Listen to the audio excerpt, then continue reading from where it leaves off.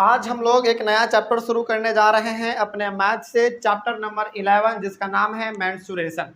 ठीक है, चलिए देखा जाए। हालांकि हमने बहुत चैप्टर अपने मैथ में ख़त्म कर लिया है, उसी में से हमारा एक और चैप्टर है जिसको कि हम लोगों को ख़त्म करना है शुरू से लेकर अंत तक, जिसका नाम है मेंसुरेशन, चैप्टर नंबर 11 एनसीईआरटी के हिसाब से। ठीक है, चलिए देखा जाए मेंसुरेशन को, इस चैप्टर को भी हम लोग उसी प्रकार से पढ़ेंगे जिस प्रकार से हम लोगों ने इतने सारे चैप्टर को बहुत ही अच्छी तरीके से खत्म कर लिया है। यानी कि बेसिक से लेकर एडवांस तक, शुरू से लेकर लास्ट तक हर एक चीज़ों को हम लोग समझते हुए चलेंगे।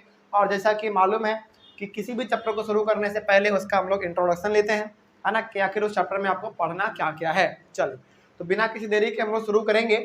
सबसे पहला यदि आप हेडिंग पे गौर करेंगे ना, चैप्टर का नाम ही है मेंसुरेशन। मेंसुरेशन में ना बेसिकली आपको मिलता क्या है, हम आपको एक बार बताते हैं। देखिए मेंसुरेशन में बेसिकली आपको area, perimeter, volume, surface area, यही सब मिलता है। तो क्या मेंसुरेशन का मतलब केवल इतना ही होता है क्या? एरिया निकालना, पेरीमीटर निकालना, वॉल्यूम निकाल देना, केवल क्या यही होता है? नहीं, इतना नहीं होता है। हालांकि वो भी चीज़ इसी में आता है, एरिया निकालना, पेरीमीटर निकालना, वॉल्यूम निकालना, वो सबका सब चीज़ हमारा जो है ना मेंसुरेशन का ही एक हिस्सा है। लेकिन मेंसुरेशन का एक्चुअल मीनिंग जो होता है ना, वो होता है मेजरमेंट। मेंसुरेशन का एक्चुअल मतलब क्या होता है? मेजरमेंट। इसका मतलब होता है मेजरमेंट। मेजरमेंट। अब मेजरमेंट का मतलब होता है नापना, किसी चीज को नापना, उसके बारे में पता करना कि वो उसका एरिया कितना है, पेरीमीटर कितना है, वॉल्यूम कितना है। मेजरमेंट का मतलब ही होता है मेजर करो, कोई भी चीज़ है उसको पता करो कि वो कितना है ना। तो जैसा कि आपने कहा कि मेंसुरेशन में बेसिकली हम लोग एरिया को मेजर करते हैं, फिर से हम लोग पेरीमीटर को मेजर करते हैं, ये सब चीज़ों को हम लोग मेजर करते हैं। तो आप यहाँ पे ब्रैकेट में एग्जाम्पल के तौर पे लिख सकते हैं कि हम लोग इसमें बेसिकली एरिया को मेजर करते हैं, फिर से पेरीमीटर को मेजर करते हैं, फिर से हम लोग इसी में वॉल्यूम को भी मेजर करते हैं, और भी बहुत सारा चीज़ है जो कि हम लोग इसमें मेजर करते हैं। ठीक है, तो बेसिकली मेंसुरेशन का मतलब होता है मेजरमेंट। मेजरमेंट का मतलब होता है किसी चीज़ को नापना, उसके बारे में पता करना कि वो कितना ज़्यादा है, कितना कम है, या फिर कितना है। ठीक है ना। तो हम लोग बेसिकली इस चैप्टर में बात करने वाले हैं एरिया के बारे में, कि एरिया को नापो, उसका पता करो कि रेक्टेंगल का एरिया कितना है, स्क्वायर का कितना है। पेरीमीटर के बारे में बात करेंगे हम लोग, उसके बाद फिर वॉल्यूम के बारे में बात करेंगे। यानी कि इन्हीं सारे तमाम चीज़ों के बारे में हम लोग इसमें बात करने वाले हैं, मतलब मेजरमेंट करने वाले हैं। ठीक है, चलो ये हो गया इस चैप्टर का मतलब। आगे बढ़ते हैं। इस चैप्टर को हम लोग बेहतर तरीके से समझ सके, इसके लिए हम लोग इस चैप्टर को दो अलग अलग हिस्सों में डिवाइड करेंगे। दो अलग अलग हिस्सों में, पहला हमारा हिस्सा इधर है और दूसरा आपका हिस्सा इधर है। ठीक है, तो दो अलग अलग हिस्सों में हम लोग इस चैप्टर को डिवाइड कर देंगे। पहले वाले हिस्से में हम लोग बात करेंगे क्वाड्रिलेटरल के बारे में।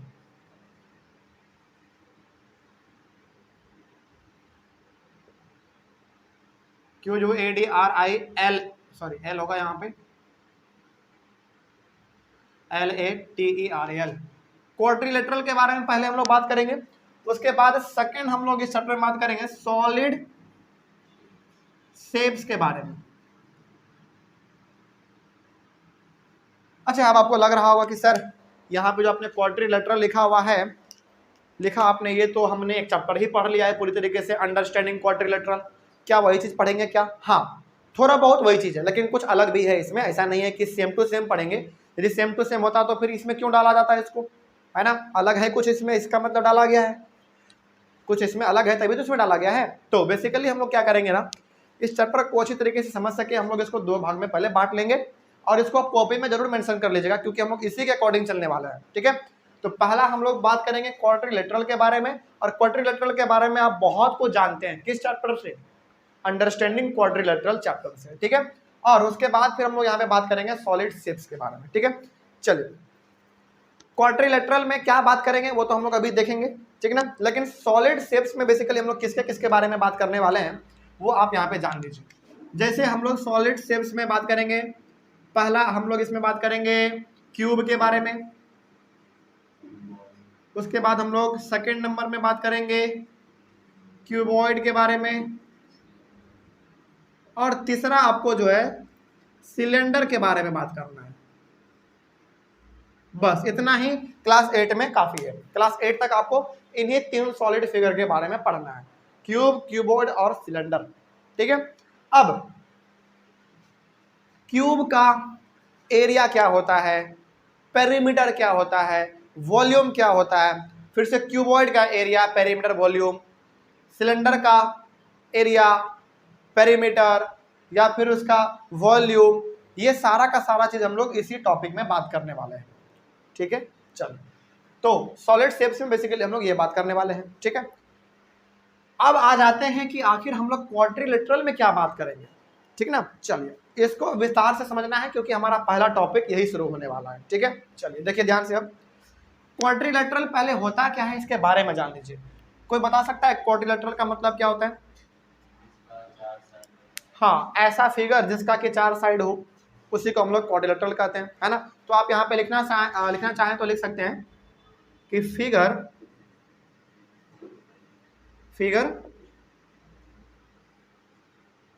Figure which has 4 sides are known as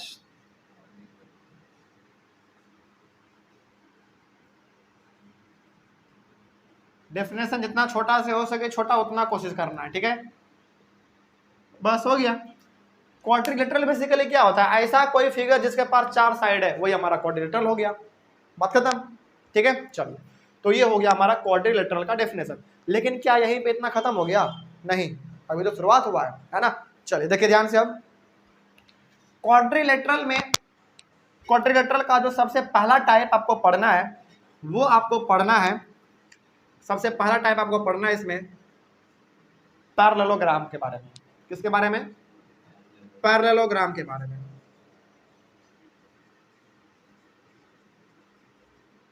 PARALLELOGRAM, parallelogram. ठीक है। चलिए देखिए ध्यान से। अब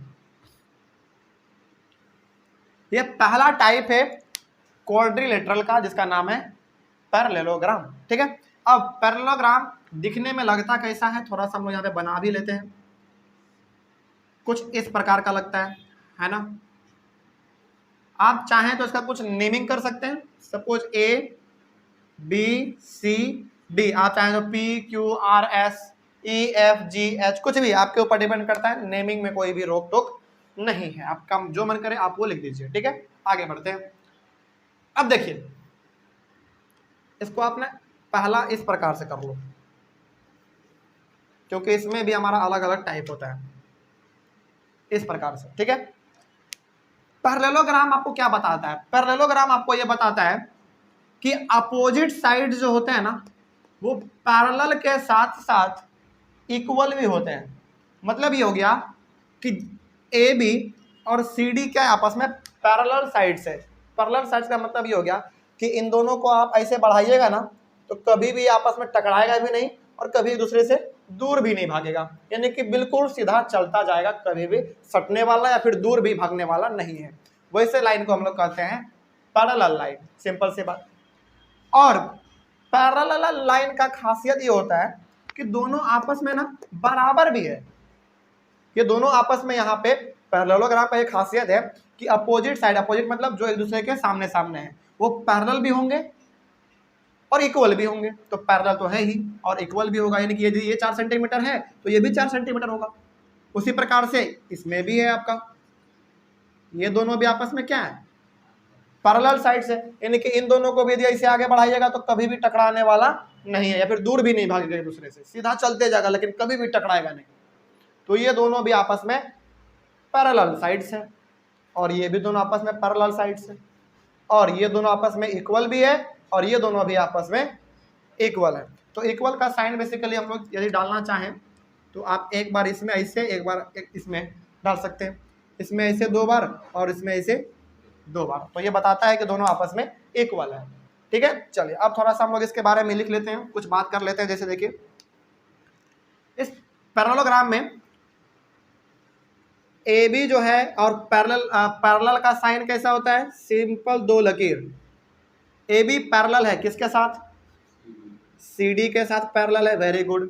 उसके बाद ये ए डी पैरेलल है किसके साथ, बी सी के साथ है, वेरी गुड, बात खत्म। एक और बात इसमें है ना खास, इक्वल वाला भी बात होता है। जैसे ए बी जो है वो किसके बराबर होगा, सी डी के बराबर होगा। उसी प्रकार से ए डी किसके बराबर होगा, बी सी के बराबर होगा। तो ये इसका जो है खासियत है, प्रॉपर्टी है किसका, पैरेललोग्राम का। ठीक है, अब चूंकि पैरेललोग्राम का बात हो रहा है और मेंसुरेशन का बात हो रहा है, मेंसुरेशन मतलब मेजरमेंट का बात हो रहा है, तो हम लोग बेसिकली किसको नापेंगे, एरिया को, पेरीमीटर को, वॉल्यूम को। वॉल्यूम को बेसिकली हम लोग क्लास 8 में नहीं मानते हैं, हालांकि मानेंगे लेकिन इस चैप्टर में उतना नहीं है, आगे मिलेगा जैसे हम लोग इस वाले में पढ़ेंगे ना, सॉलिड सेल्स में, उसमें आएगा। लेकिन क्वाड्रिलेटरल में खास करके उतना वॉल्यूम नहीं है। बस आपको दो चीज़ पता करना है, एक एरिया और एक पेरीमीटर। तो यहाँ पे हम लोग थोड़ा बात कर लेते हैं कि आखिर इसका एरिया क्या होता है। ठीक है, जैसे देखिए ध्यान से, पैरेललोग्राम का एरिया देखिए, इसका होता है बेस इंटू हाइट। पैरेललोग्राम का एरिया का फॉर्मूला बेस इंटू हाइट, इसको आप नोट कर लीजिएगा बिल्कुल। ठीक है, चलिए। अच्छा, यहां पे ना हम पेरीमीटर नहीं लिखेंगे, मालूम है क्यों, पेरीमीटर का हम फॉर्मूला बिल्कुल भी नहीं लिखेंगे, मालूम है क्यों, क्योंकि बताते हैं। देखिए एरिया का चलो कोई दिक्कत नहीं, एरिया में बच्चों को कंफ्यूजन होता है तो हमने एरिया का फॉर्मूला यहाँ पे लिख भी दिया। लेकिन पेरीमीटर का फॉर्मूला हम क्यों नहीं लिख रहे मालूम है, क्योंकि पेरीमीटर किसी भी शेप का बेसिकली क्या होता है, उसके बाउंड्री का लेंथ होता है। तो यदि हमारे पास ये फिगर है और मान लीजिए कुछ समय के लिए कि ये एक फील्ड है, तो ये वाला, ये वाला, ये वाला और ये वाला से क्या हुआ, बाउंड्री हुआ। इन सारे के लेंथ को आपस में जोड़ दो, वही निकल गया उसका पेरीमीटर, सिंपल। मान लीजिए यदि ये 4 है, ये 5 है, ये 6 है और ये 7 है, तो सबको आपस में जोड़ दो, वो हो गया उसका पेरीमीटर। तो पेरीमीटर सिंपली क्या होता है, किसी भी फिगर का बाउंड्री का जो लेंथ है उसी को ऐड कर दो, निकल गया पेरीमीटर। तो पेरीमीटर का क्या फॉर्मूला यहाँ पे लिखने का जरूरत है, बिल्कुल भी नहीं, फॉर्मूला का तो जरूरत ही नहीं पड़ता है, किसमें, पेरीमीटर में। हाँ, थोड़ा बहुत एरिया में बच्चों को कंफ्यूजन हो जाता है तो आप उसका लिख सकते हैं, कोई दिक्कत वाली बात नहीं है। ठीक है, चलिए आगे बढ़ते हैं फिर। तो ये हो गया हमारा पूरा का पूरा बात पैरेललोग्राम के बारे में। अब पैरेललोग्राम के ना 3 टाइप होते हैं। पहला है आपका रेक्टेंगल, दूसरा है आपका स्क्वायर और तीसरा है आपका रोम्बस। इन तीनों के बारे में भी हम लोग यहाँ पे बात कर ही लेते हैं। चलिए, इनका सबसे पहला टाइप जो है ना, ये देखिए किस रूप में लिख रहे हैं और ये देखिए किस रूप में लिख रहे हैं, मतलब कि पैरेललोग्राम का ये पहला हो गया। ठीक है, आगे बढ़ते हैं। क्या हमने कहा, पैरेललोग्राम का सबसे पहला टाइप रेक्टेंगल।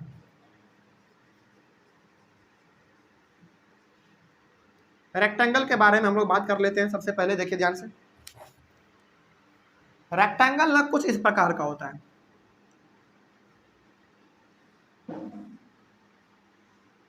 होता है ना, नेमिंग कर दीजिए, ए बी सी और डी, आप नाम कुछ भी दे सकते हैं।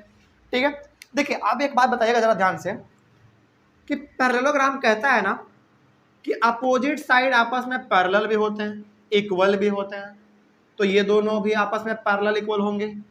ठीक है, और जब ये रेक्टेंगल हमारा पैरेललोग्राम का ही एक टाइप है, तो क्या पैरेललोग्राम का सारा प्रॉपर्टी रेक्टेंगल में भी लागू होगा कि नहीं होगा, होगा। क्यों होगा, क्योंकि रेक्टेंगल भी अपने आप में एक पैरेललोग्राम का ही टाइप है। ठीक है, तो इसमें भी ये वाला साइड और ये वाला साइड आपस में पैरेलल होंगे और ये वाला साइड और ये वाला साइड भी आपस में पैरेलल होंगे। इसके साथ ही साथ ये वाला साइड जितना होगा उतना ही ये वाला होगा लेंथ में, और ये वाला जितना होगा उतना ही ये होगा, बात खत्म। तो ये वाला प्रॉपर्टी तो हमारा इसमें भी था, तो वही चीज यहाँ पे भी होगा, क्योंकि ये खुद अपने आप में एक पैरेललोग्राम का टाइप है, तो जो पैरेललोग्राम का खासियत है वो इसमें भी लागू होगा। ठीक है, चलिए अब हम लोग लिख लेते हैं थोड़ा सा। इसमें भी हम लोग वही लिखेंगे, ए बी पैरेलल है किसके साथ, सी डी के साथ, और ए डी पैरेलल है किसके साथ, बी सी के साथ। कुछ और बातें हैं यहाँ पे, जैसे ए बी बराबर है किसके साथ, सी डी के साथ, और ए डी बराबर है किसके साथ, BC के साथ, बात खत्म। कोई समस्या नहीं ना। चलिए अब इसका थोड़ा सा हम लोग एरिया के बारे में बात कर लेते हैं। रेक्टेंगल का एरिया क्या होता है, चलिए देखिए। रेक्टेंगल का एरिया बता सकते हैं, बड़ा सिंपल है, L इंटू बी, यानी कि लेंथ इंटू ब्रेथ, हो गया, लेंथ इंटू ब्रेथ, बात खत्म।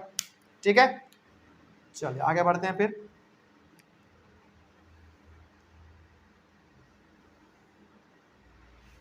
चलिए ये हो गया हमारा पैरेललोग्राम का पहला टाइप। दूसरे टाइप के बारे में हम लोग यहाँ पे बात कर लेते हैं। दूसरा टाइप है आपका स्क्वायर।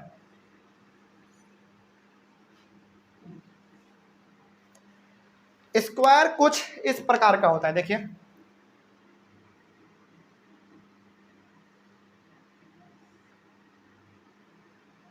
सपोज कीजिए कि ये आपका क्या है, स्क्वायर है। ठीक है, चलिए आगे बढ़ते हैं फिर। नेमिंग कर देते हैं A, B, C और D। ठीक है, अब चूंकि स्क्वायर भी आपका एक पैरेललोग्राम का ही टाइप है, तो स्क्वायर में भी ये सारा बात लागू होगा, बिल्कुल लागू होगा। तो ये वाला साइड और ये वाला साइड आपस में पैरेलल होंगे, ये वाला साइड और ये वाला भी साइड आपस में पैरेलल होंगे। इसके साथ ही साथ आपको मालूम है कि जो साइड पैरेलल है वो आपस में इक्वल भी होंगे। ये वाला इसके साथ इक्वल होगा, बात खत्म, कोई दिक्कत नहीं ना। चलिए आगे बढ़ते हैं। तो अब हम लोग यदि इसको लिखना चाहेंगे तो चलिए लिख लेते हैं। पहले AB पैरेलल है किसके साथ, CD के साथ, और AD पैरेलल है BC के साथ, बात खत्म। कुछ इक्वल भी है, जैसे AB बराबर है किसके साथ, CD, और AD बराबर है किसके साथ, बात खत्म। हो रहा है क्लियर। चलिए आगे बढ़ते हैं फिर। अब इसके एरिया के बारे में बात कर लेते हैं। एरिया क्या होता है स्क्वायर का, साइड इंटू साइड। चलिए कुछ देर के लिए हम लोग मान लेते हैं कि ये जो है इसका, अच्छा एक और बात, सॉरी एक मिनट, हाँ सॉरी एक चीज मिस्टेक हो गया हमसे। इस चलो ठीक है, वो भी सही बात ही है, जितना ये होगा उतना ही ये होगा, और जितना ये होगा उतना ही ये होगा। चलो इसका मतलब ये हो गया कि स्क्वायर का, हालांकि यहाँ पे वो तो बात ठीक है, इसके बराबर ये होता है, लेकिन स्क्वायर ये भी तो कहता है ना कि सारा साइड बराबर होता है ना। तो इसमें एक खास बात ये भी है, तो आप इसको डबल लाइन कर लीजिए, बस बात खत्म। ठीक है, मतलब कि पैरेललोग्राम का सारा प्रॉपर्टी इसमें है, बस एक एडिशनल प्रॉपर्टी क्या है, इसके चारों साइड बराबर होगा, और पैरेलल का तो बात इसमें था और इसमें भी है। ठीक है, बस यही इसमें खासियत था। आगे बढ़ते हैं, हो गया बात। अच्छा तो इसमें हम ना एक दो चीज और ऐड कर सकते हैं, मालूम है क्या, बराबर के मामले में। जैसे हमारा AB बराबर है किसके साथ, CD के साथ, और उसी प्रकार से हमारा जो है AD बराबर है किसके साथ, BC के साथ। तो ये हमारा AB जो है इसके साथ भी बराबर हुआ, और ये वाला इसके साथ भी बराबर हुआ। तो आप लिख सकते हैं AB बराबर इसके साथ AD के साथ, और BC बराबर, हाँ BC के बराबर CD, यानी कि चारों साइड आपस में इक्वल है। ये स्क्वायर के केस में होता है, चारों साइड आपस में बराबर होते हैं। चलिए अब थोड़ा सा हम लोग इसके एरिया के बारे में बात कर लेते हैं। इसका होता है, चलो आप मान लो कि इसका जो साइड है वो A है और A है, तो ये भी A होगा, अंदर लिख देते हैं। ठीक है, यानी कि ये 5 सेंटीमीटर, तो ये भी 5, ये भी 5 और ये भी 5। तो इसका होता है साइड इंटू साइड, यानी कि A इंटू A। हमने साइड को क्या मान लिया, A मान लिया, यानी कि हम लोग लिख सकते हैं A स्क्वायर। ठीक है, कोई समस्या इसमें। चलिए आगे बढ़ते हैं। तो ये हो गया इसका एरिया।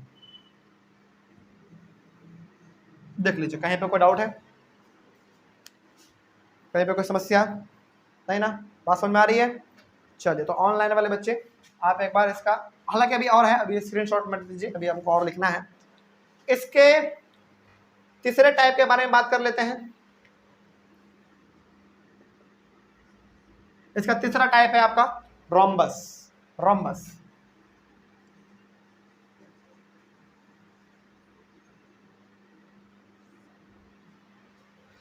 रोम्बस के बारे में बात करते हैं, और रोम्बस आपका कुछ जो है इस प्रकार का देखने में लगता है।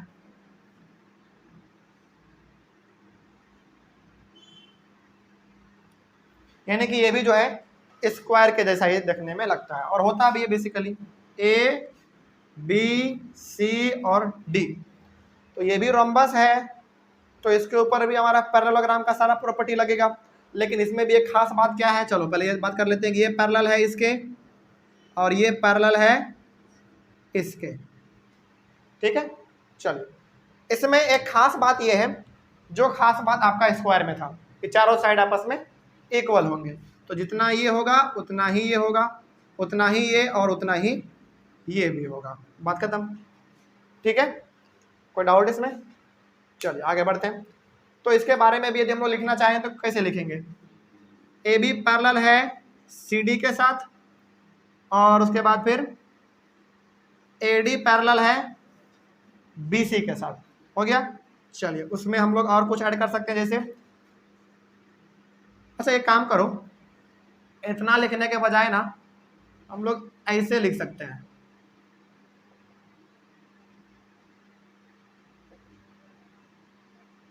आप इसमें ना ऐसे लिखिए, ज़्यादा बेटर लगेगा देखने में। जैसे ए बी बराबर बी सी बराबर सी डी बराबर ए डी यानी कि डी ए। अब ये थोड़ा सा सटीक लग रहा है देखने में, क्योंकि चारों साइड बराबर है, ऐसे लिख दिए हम लोग, है ना। उसी प्रकार से हम लोग इसमें लिख सकते हैं, ए बी बराबर होगा किसके साथ, बी सी किसके साथ, सी डी, और सी डी किसके साथ, ए डी, बात खत्म, हो गया। चलिए आगे बढ़ते हैं फिर। अब इसके एरिया के बारे में बात कर लेते हैं हम लोग। एरिया बराबर रोम्बस का एरिया, हाँ रोम्बस का एरिया क्या होता है बताइए, रोम्बस का एरिया, इसमें ना एरिया में ना कुछ चीजें शामिल है जो कि हमने यहाँ पे नहीं लिखा है, हमको लिखना पड़ेगा। क्या देखिए ध्यान से, रोम्बस का ना डायगोनल है, एक इससे और एक इससे। डायगोनल मतलब क्या, दो अपोजिट पॉइंट को जो लाइन जोड़ता हो उसी को हम लोग कहते हैं डायगोनल, ठीक है। अब एक खास बात इसमें रोम्बस में ये है कि रोम्बस के डायगोनल आपस में क्या करते हैं, बाइसेक्ट करते हैं 90 डिग्री पे, ठीक है। उस बात को भी आप यहाँ पे लिख लीजिए, उसके बाद फिर हम लोग एरिया लिखेंगे, ठीक है। एक इंपॉर्टेंट पॉइंट इसमें क्या है कि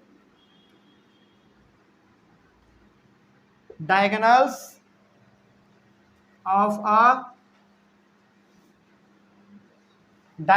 of a rhombus bisect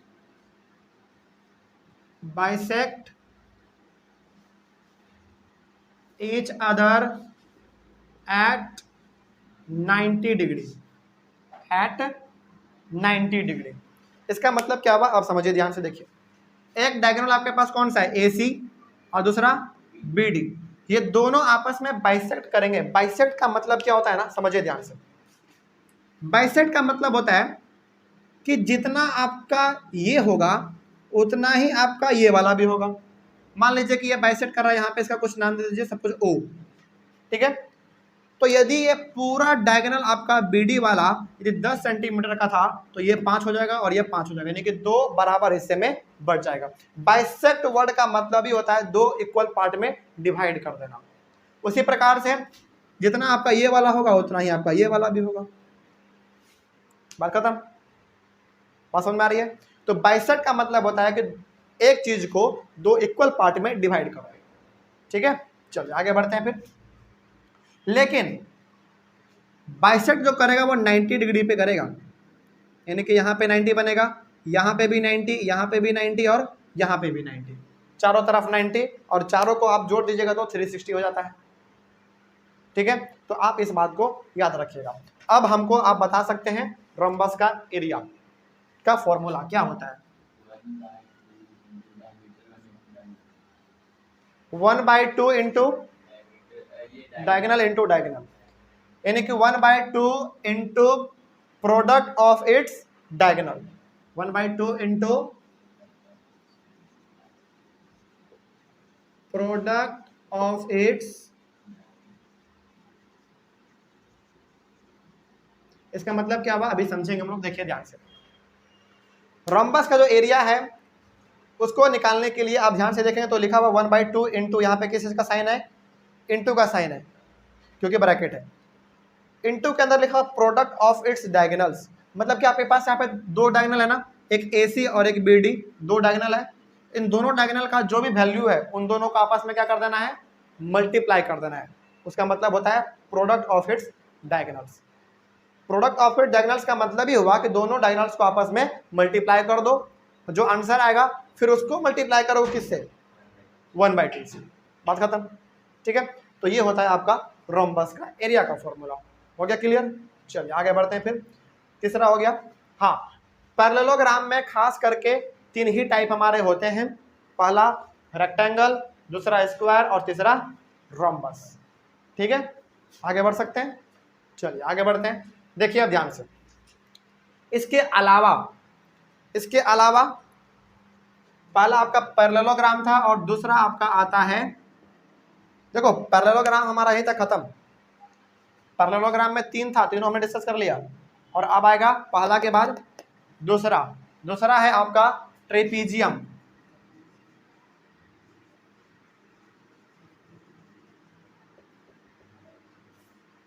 trapezium कैसा होता है, चलिए इसके बारे में हम लोग देखते हैं। पहले इसका डायग्राम बना लेते हैं थोड़ा सा हम लोग।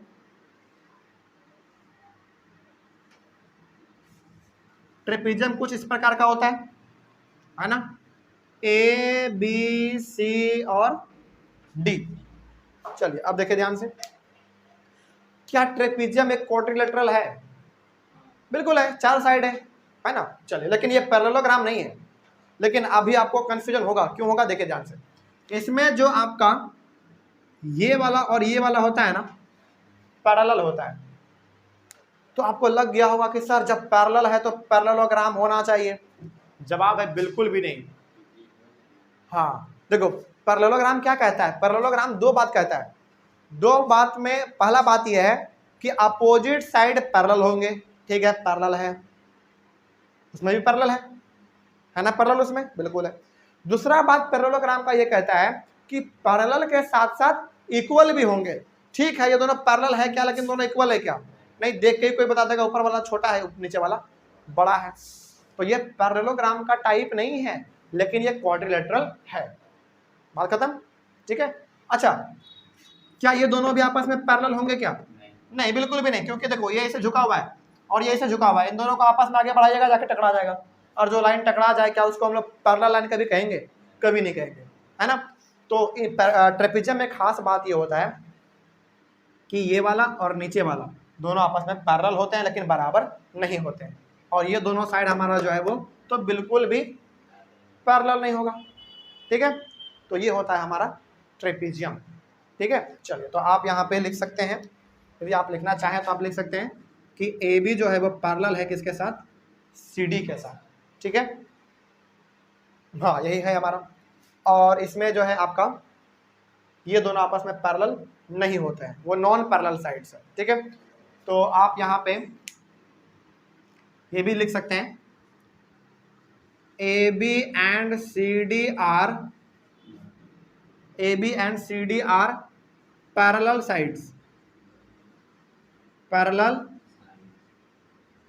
साइड्स। उसके बाद AD and BC are non parallel sides, वो पैरेलल नहीं है। बात खत्म। ठीक है, चलिए अब थोड़ा सा हम लोग और बात कर लेते हैं, ट्रेपीजियम का एरिया का फॉर्मूला क्या होता है। चलिए बताइए जरा।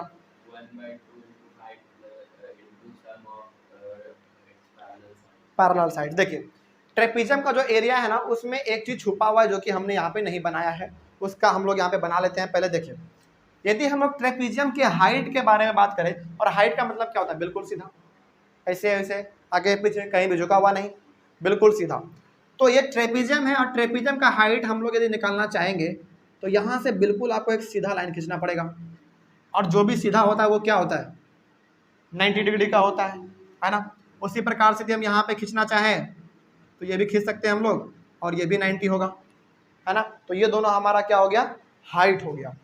हालांकि 2 हाइट इसमें खींचा जा सकता है, हाइट तो हम लोग कितना भी खींच सकते हैं, 20 से यहाँ पे खींच दो वो भी हाइट हो जाएगा, 20 से यहाँ खींच दो हाइट हो जाएगा, लेकिन हमको हाइट एक ही से मतलब है ना, क्या। चलो तो ये हो गया हमारा हाइट। चलो इसको आप ऐसे इंडिकेट करके लिख भी सकते हो, ये क्या है, ये हाइट हो गया, ठीक है। चलो अब इसका जो एरिया होता है इसके बारे में हम लोग बात कर लेते हैं। इसका एरिया क्या आपने बोला, 1/2 इंटू हाइट इंटू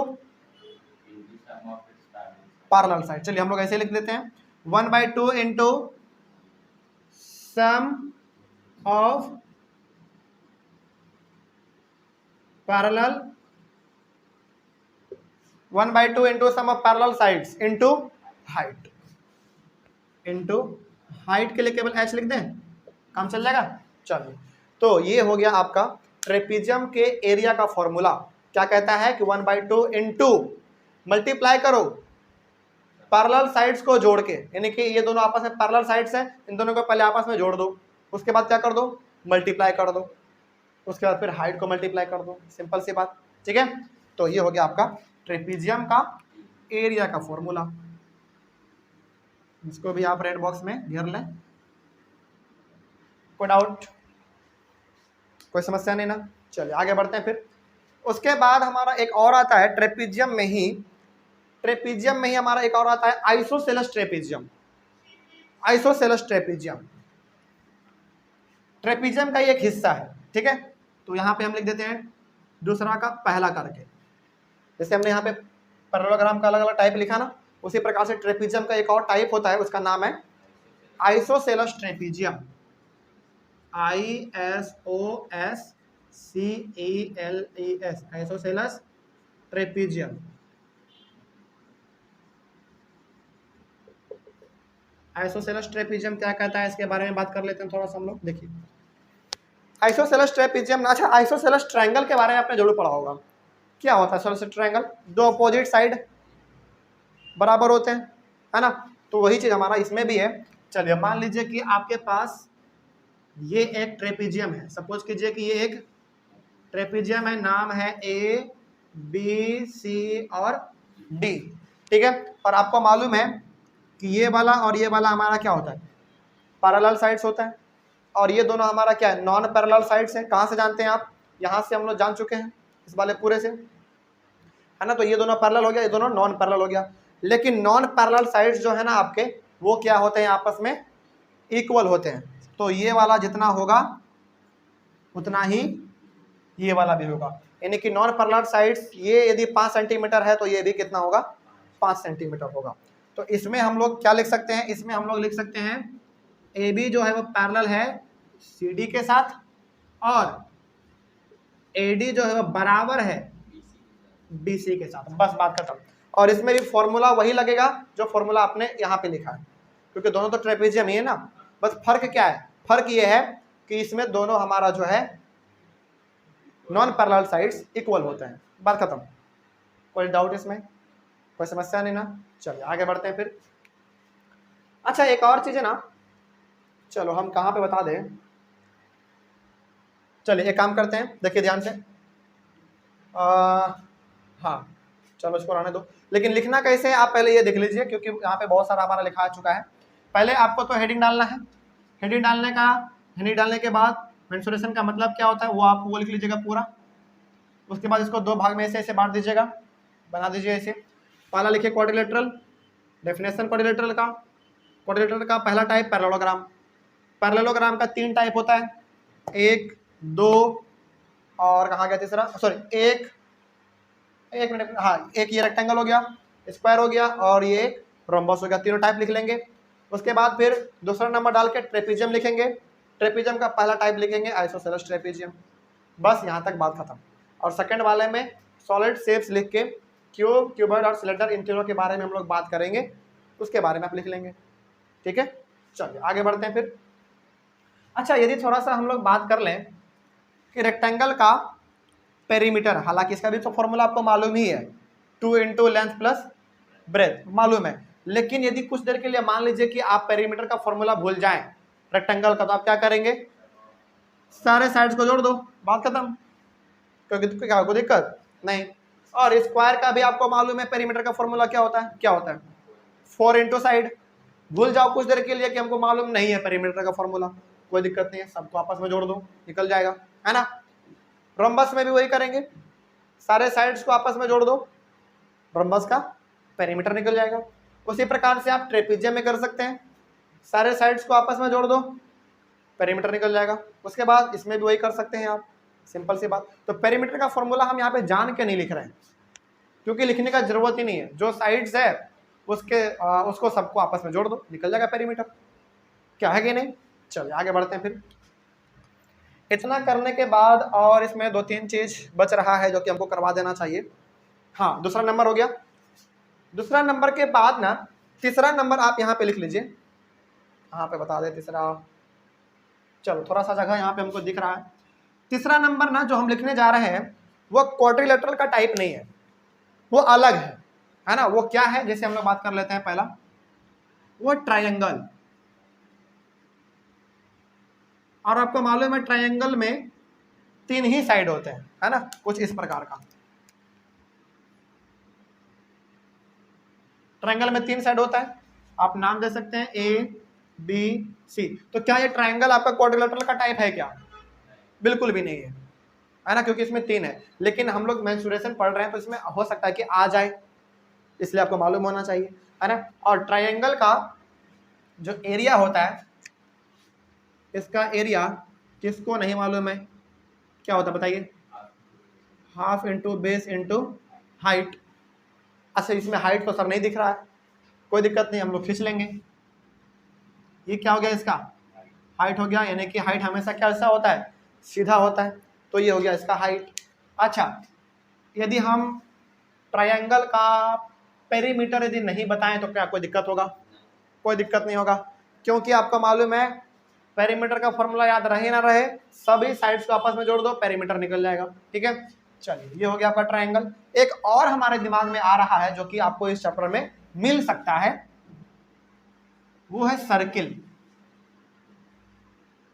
सर्किल, उसको भी आप देख लीजिए, कुछ इस प्रकार का अंडा जैसा होता है गोल, और बीच में एक सेंट्रल पॉइंट होता है जिसको हम लोग अक्सर 0 से डिनोट करते हैं, है कि नहीं, यानी कि O से डिनोट करते हैं। तो ये हो गया आपका सर्किल।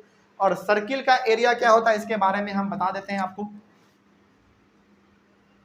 इसका एरिया का जो फॉर्मूला है वो होता है पाई आर स्क्वायर। और इसका पेरीमीटर हम बता देते हैं, क्योंकि पेरीमीटर बच्चों को इसमें दिक्कत हो जाता है, क्योंकि इसका पेरीमीटर का फॉर्मूला अलग ही है कुछ, इसीलिए हम यहाँ पे बता दे रहे हैं। तो इसका पेरीमीटर का फॉर्मूला होता है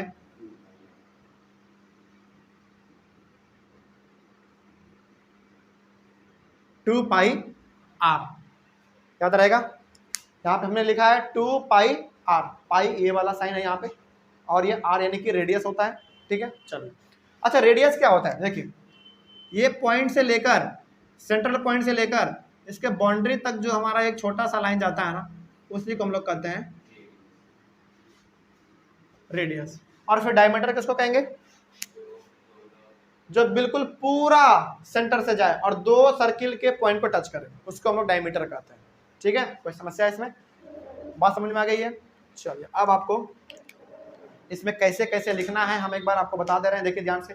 पहले तो हेडिंग डाल दीजिएगा पूरा, ठीक है। हेडिंग डाल देने के बाद 2 हेडिंग डालने के बाद उसका मतलब लिख लीजिए पहले क्या होता है, दोनों को ऐसे बांट लीजिए। उसके बाद सबसे पहले आप, हाँ इसको लिखिएगा, रेड मार्कर से बता दे रहे हैं। पहले इसको लिखिए, इसका डेफिनेशन लिखिए, पहला टाइप इसका लिखिए पैरेललोग्राम। पैरेललोग्राम का पहला रेक्टेंगल, रेक्टेंगल के बाद फिर स्क्वायर के बारे में पूरा लिख लीजिए यहाँ तक फॉर्मूला के साथ। उसके बाद रम्बस पूरा यहाँ तक लिख लीजिए, कहाँ तक था, हाँ यहाँ तक था, है ना। उसके बाद रम्बस लिखने के बाद फिर आ जाइए आप सेकंड नंबर में ट्रेपीजियम पे। ट्रेपीजियम का ये फिगर के साथ पूरा यहाँ तक लिख लीजिए फॉर्मूला सहित। उसके बाद ट्रेपीजियम का पहला टाइप आइसोसेलेस ट्रायंगल, हेडिंग डालिए।